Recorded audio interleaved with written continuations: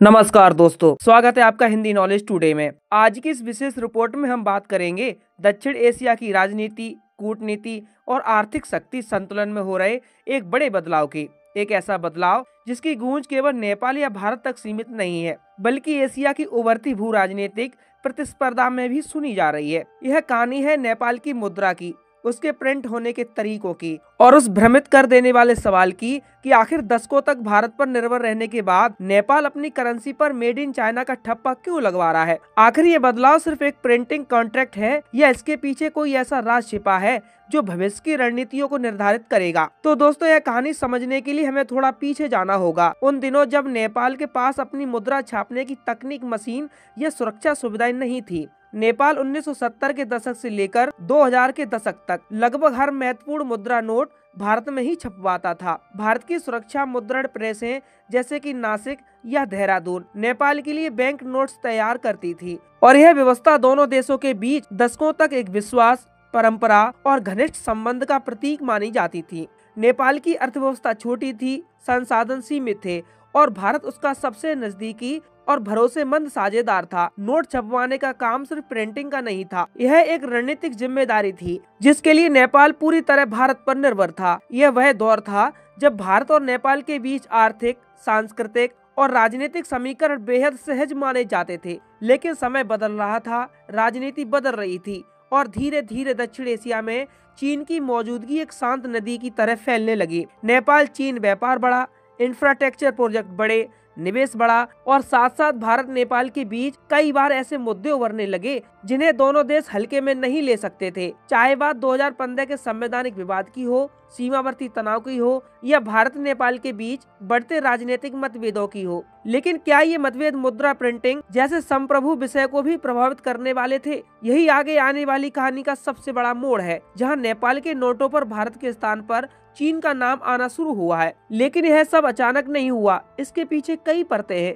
वो है राजनीतिक, आर्थिक, भू रणनीतिक और तकनीकी। ये परतें जितनी दिखती हैं उससे कहीं ज्यादा गहरी भी हैं। नेपाल की करेंसी पर मेड इन चाइना का ठप्पा लगने की कहानी की पहली परत शुरुआत होती है लागत और प्रतिस्पर्धा के नाम पर। नेपाल राष्ट्रीय बैंक यानी एनआरबी ने पिछले कुछ वर्षों में लगातार अंतर्राष्ट्रीय स्तर पर निविदाएं निकाली। भारत भी इसमें भाग लेता था। यूरोप के कुछ देशों की कंपनियां भी बोली लगाती थी, लेकिन चीन की सरकारी company China bank note printing and minting corporation यानी CBPMC हर बार सबसे कम बोली लगाती थी और केवल सस्ती बोली ही नहीं बल्कि उन्नत सिक्योरिटी सुविधा भी पेश करती थी। इधर चीन दुनिया के कई हिस्सों में बैंक नोट और सिक्के छापने का बड़ा केंद्र बन चुका था। तकनीक, प्रिंटिंग क्षमता और सुरक्षा, इन तीनों क्षेत्र में चीन ने बीते 20 सालों में जबरदस्त विकास किया। नेपाल के लिए एक ऐसा विकल्प था जो कम लागत, आधुनिक सुरक्षा फीचर और तेज आपूर्ति सब कुछ एक पैकेज में दे रहा था।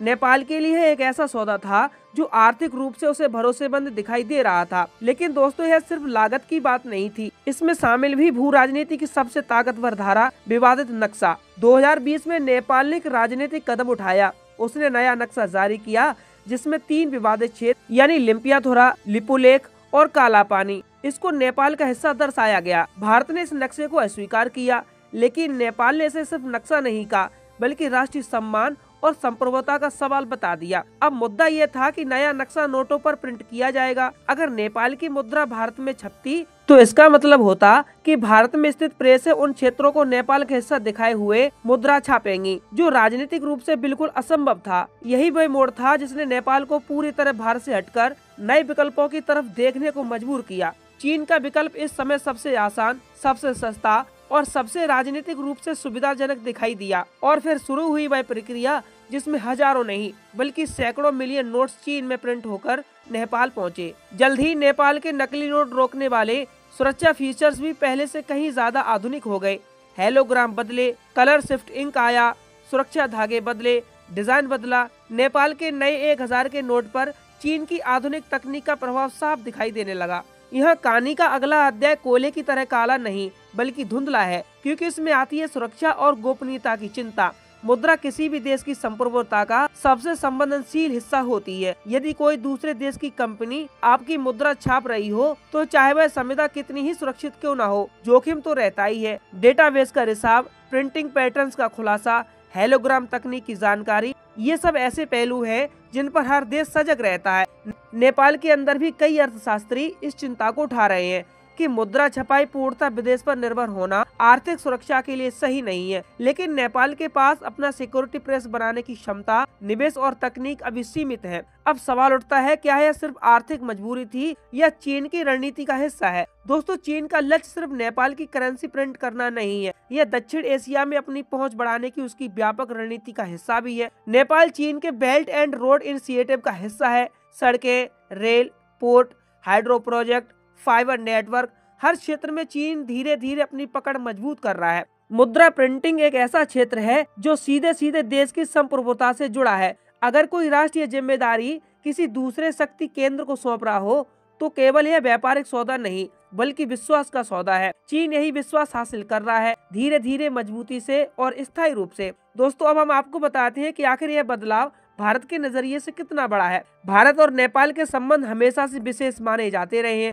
खुली सीमा, सांस्कृतिक जुड़ाव, धार्मिक संबंध, रोजगार, शिक्षा, आपसी निर्भरता, इन सबने दोनों देशों को सामान्य पड़ोसी से कहीं अधिक करीब रखा। लेकिन मुद्रा प्रिंटिंग का चीन की ओर झुकाव इस बात का संकेत है कि नेपाल अब अपने आर्थिक निर्णयों में अधिक स्वतंत्र और बहुध्रुवीय नीति अपनाना चाहता है। भारत के लिए यह चेतावनी भी है कि यदि समय रहते संवेदनशील क्षेत्रों में सामरिक, आर्थिक और कूटनीतिक उपस्थिति को मजबूत नहीं किया गया तो दक्षिण एशिया में चीन की पहट बढ़ती ही जाएगी। चीन ने सिर्फ नेपाल में नहीं किया, श्रीलंका में, मालदीव में, पाकिस्तान में, हर जगह चीन ने आर्थिक निवेश के नाम पर राजनीतिक और रणनीतिक प्रभाव बढ़ाया है। नेपाल भी इस दिशा में एक और कदम लग रहा है। लेकिन दोस्तों, कहानी का एक और हिस्सा भी है जो कम लोग जानते हैं। नेपाल की मुद्रा चीन में प्रिंट होने से नेपाल में स्थानीय स्तर पर मुद्रा संकट की स्थिति कई बार बनी। देरी, शिपमेंट समस्याएं, लागत में उतार चढ़ाव और बड़े ऑर्डर्स की टाइमलाइन, ये सभी चुनौतियां नेपाल को भी परेशान कर रही हैं।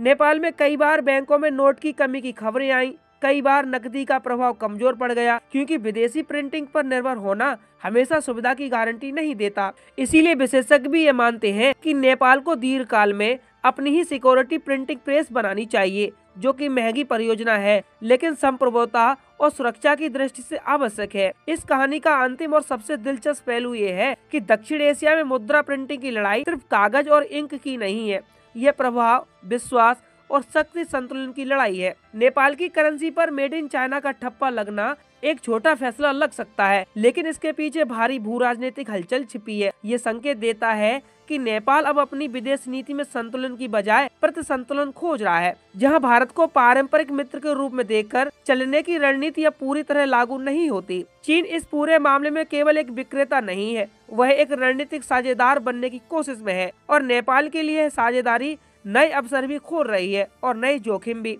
दोस्तों, यह कहानी अभी खत्म नहीं हुई है। दक्षिण एशिया में चीन और भारत की प्रतिस्पर्धा बढ़ रही है और नेपाल का हर छोटा बड़ा निर्णय आने वाले वर्षों में इस प्रतिस्पर्धा की दिशा को निर्धारित करेगा। लेकिन एक सवाल तो तय है, नेपाल की मुद्रा पर मेड इन चाइना का ठप्पा जाकर सिर्फ एक प्रिंटिंग नहीं है, यह बदलते समय, बदलते रिश्तों और बदलते भू राजनीतिक समीकरणों की एक गहरी तस्वीर है।